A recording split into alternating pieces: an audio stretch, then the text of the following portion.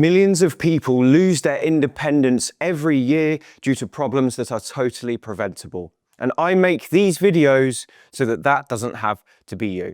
In today's video, I'm going to tell you about something called the independence equation, which is a simple formula that can keep you independent for life. So first, I'm going to teach you the equation, explain what it means for you, and then show you the path to staying independent for life. If that sounds good, then let's dive in. So today's video is all about something I call my independence equation. And this is something I use to help me explain what it takes to keep someone independent and mobile for life to my clients. So hopefully it will be helpful for you too. So if you're watching this, chances are your main goal is to stay independent for life. So our outcome is independence. So I'm going to write that over here. And the equation is what leads to your level of independence. So here is how the equation looks. The equation has got two parts. It's got a top line and it's got a bottom line, okay? So on the top line of the equation, we've got this. We've got your mobility. We've got your strength, so how strong your muscles are. And we've got your balance. I've gone over there, I've gone over the equals.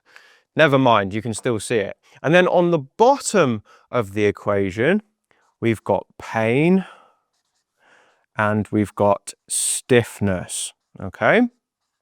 And like any maths equation, we're going to divide the top line by the bottom line. Now, if you're not good at maths, just like me, don't worry. You don't have to do any actual maths to make this work. What we need to understand, though, is the top line is good and the bottom line is bad. So to have maximum independence, we want to increase the top line, which means we want to get more mobility, we want to get more strength, and we want to get more balance. But we also want to decrease the bottom line. So we want less pain and less stiffness. So if you're actually running this through a maths equation and you've got a higher number up here, mobility times strength times balance, and a lower number here, your overall number is going to be higher. And that we can think of as your independence score. The higher this number is, the more likely you are to stay independent. But the lower it is, the more likely you are to need help later in life. So that's the equation, and the rest of this video is going to be dedicated to showing you how to increase this top line and decrease this bottom line. So that's the independence equation, and now I'm going to give you a plan to tackle each one of these things in turn. Now, I'm going to give you one exercise today for each thing, but if you want more than that, one of the best things you could do is take our Stronger for Life roadmap, which will give you a complete plan laid out for you, tailored to your level of strength and mobility, showing you exactly what to do next. It's 100% free, and you can get it using the link in the description box below. So let's have a look at the exercises from today's video. Before I show you them, I just need to make you aware they're not suitable for everyone, and please avoid the ones that cause you pain. So the first thing we want to work on within your independence equation is your mobility. And by mobility, I mean the range of motion you've got and your control over that range of motion. So there's 1,000 ways to build your mobility, but I'm going to show you a couple of examples now. The first example I'm going to show you is one way to improve your upper body and shoulder mobility. And this is an exercise I use personally for my stiff shoulders. All you need for this is a broom handle or a stick or an umbrella, something like this that you can hold in two hands. We're going to be working this side first. So this is the arm I'm going to be mobilizing. Okay, so I want to take my hand and hold the top of the stick, and with the other hand hold the stick about midway up. Okay, now we're going to lead with the thumb here. So the thumb is going to lead, and you're going to use your non-working side to push this one up and overhead as high as you can go, and then come back down. Now, if you're watching carefully, you might think that kind of looks like a cabaret move, which is what I always joke with my patients. It's like those guys on stage where they've got the walking sticks and they're moving it with the two hands. So this is exactly the same thing, but what we're doing is just pushing you up into that resistance zone. So the goal here is to feel a little bit of a tug at the top, okay? So you just want to feel like you can't go much further because you've just reached the point of stiffness, but not into pain.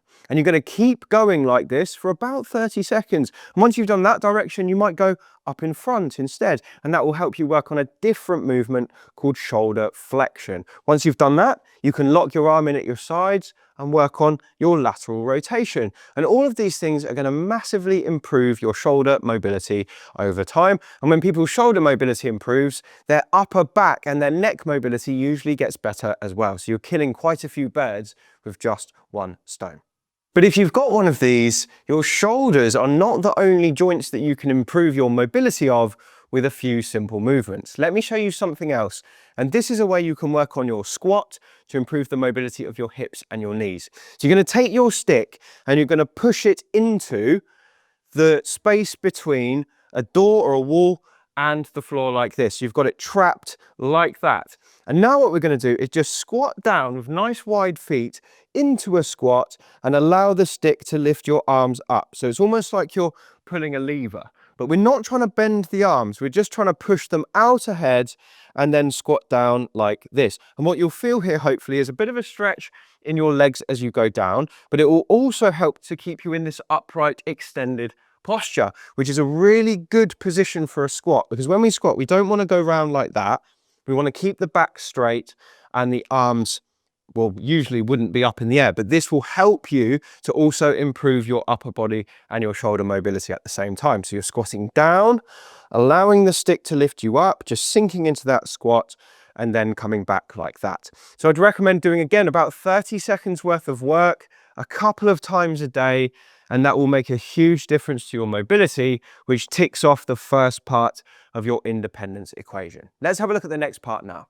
The second part of the independence equation is strength, and we want to pick exercises that build strength all over the body. So I like compound movements, and a compound movement is something that works multiple joints and multiple muscle groups at the same time. So there's hundreds of exercises you can choose from. I've got tons to choose from in my Stronger for Life roadmap, which is free. You can take it below, but I'm going to show you one of my favorites today. It's called the farmer's carry, and it works just about every muscle in the body, but especially the back and the legs, and also your grip as well. So for this exercise, you're going to need two weights which are pretty heavy. So you can use dumbbells like I've got here, or if you don't have dumbbells, you can use things that you find in the garden like buckets or watering cans, fill them up with water, and then you can do this exercise. So all we're going to do for this, it's dead simple, almost anyone can do this, is you're going to stand next to your weights or your watering cans, bend down and pick them up. So you're holding them in two hands, keep a nice upright posture, and then just walk. You're just going to take 10 or 15 paces forward, turn around, and then 10 or 15 paces back.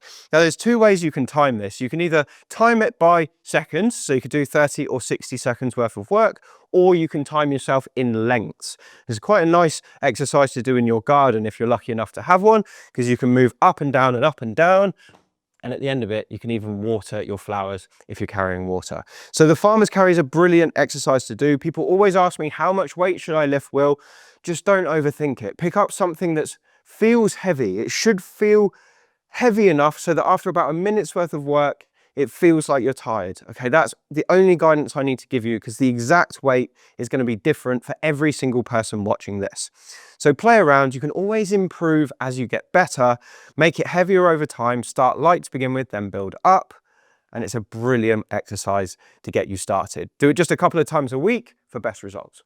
To keep you independent for life, the next thing we need to do is improve your balance. Because if you're not well balanced, you're at a higher risk of falls, and you're definitely not going to have very good confidence. So if we can boost it up, you're going to be so much happier. So I've got loads of exercises for balance, but this is one of my favorites. And I like to do this one as an exercise snack, which means just doing it for 30 seconds every now and again, spread throughout the day. It's called the tightrope walk, and here is how it looks. So you're going to stand with a nice space in front of you like a corridor. You want something either side of you for support. So ideally, the walls, or you can put chairs lined up there just so you're safe.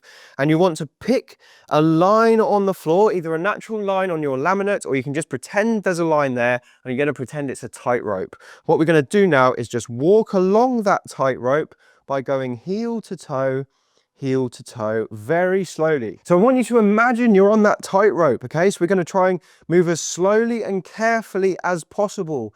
If you wobble, don't worry, because that actually means that you're improving, okay?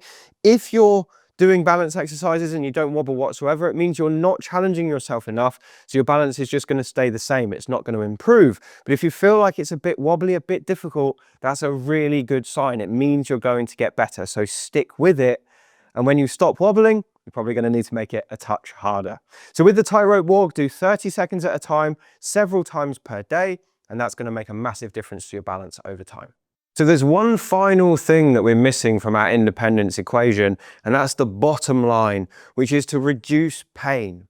And obviously pain can happen just about anywhere in the body, but if we can get it under control, we've got a better chance of staying independent for life. Now, one of the best ways I like to reduce pain for my patients is to take them through gentle mobilizations of the painful area. So I'm going to tell you about how I would reduce pain in someone's knee today, but this principle can be used all over the body. It works for just about every joint or area. So for this principle to work, what you need to do is just get into a comfortable position where you can comfortably move the problem joint. So for the knee, I like to have people lying on their back like this. And let's say it's my left knee that's the problem. I just get the patient, first of all, to just relax their knee down as much as they can so the leg is as straight as possible. And then I would just ask them to pull their knee up like this, bending their heel up towards their bottom, just as far as they feel they can. So, and right at the edge of pain, stop, pause for a second, and then put the movement back into reverse. And you repeat on the way back down. So right at the edge of pain down there, you stop, pause for a second, and then repeat. It's as simple as that. We're just taking the joint through its natural range of motion. For the knee, you've only got two movements, flexion and extension. And you're basically just taking it to the edge of pain and teasing out a few extra degrees each time. Now, something magic starts to happen when you do this over and over again. And when someone starts off, they might only be able to do a movement like this, but after some repetitions, the pain doesn't kick in till much later. So they can start to get their knee much further in both directions after only about 20 or 30 seconds of work if they're doing it intentionally. So that is a brilliant technique to reduce pain. You could do it with your back, just taking your back through a nice range of motion. You could do it with your neck. You can do it with a shoulder. It works really, really well. And remember that motion is actually lotion for the body. It helps to lubricate the joints. If you're not moving those joints, the pain just stays and it sets in deeper. So getting nice, comfortable movement happening over and over again, consistently over a space of time, is what makes the difference to people in pain and is what reduces that pain over time.